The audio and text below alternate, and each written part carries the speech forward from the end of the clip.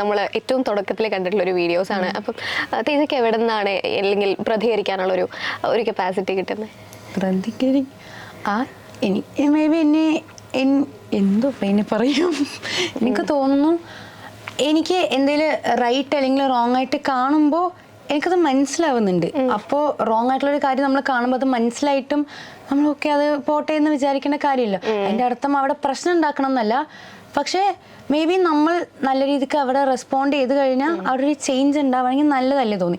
പണ്ട് എനിക്ക് കുറച്ചുകൂടെ ഒരു വയസ്സിൻ്റെ ഒരു ആവേശം മൊത്തത്തിൽ കൂടെ ഞാൻ എന്തെങ്കിലും കണ്ടോ അപ്പം നിലവിളിക്കായിരുന്നു ചെയ്യുക. പക്ഷെ ഇപ്പോൾ കുറച്ചുകൂടെ ബോധം വന്നപ്പോൾ നിലവിളിച്ചൊരു കാര്യം പറയുമ്പോൾ ഉണ്ടാകുന്ന ഇമ്പാക്റ്റിനേക്കാൾ കൂടുതൽ നമ്മൾ വളരെ മെച്ചോർഡായിട്ട് സമാധാനപൂർവ്വം അത് ഹാൻഡിൽ ചെയ്ത് കഴിഞ്ഞാൽ അവിടെ ഉണ്ടാവും.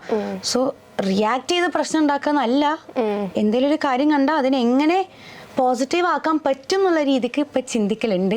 പണ്ട് കുറച്ചുകൂടെ തെറിച്ച സ്വഭാവമായിരുന്നു, ഇപ്പൊ കുറച്ച് മെച്ചോർഡായി എന്നാണ് ഞാൻ സ്വയം വിചാരിക്കുന്നത്.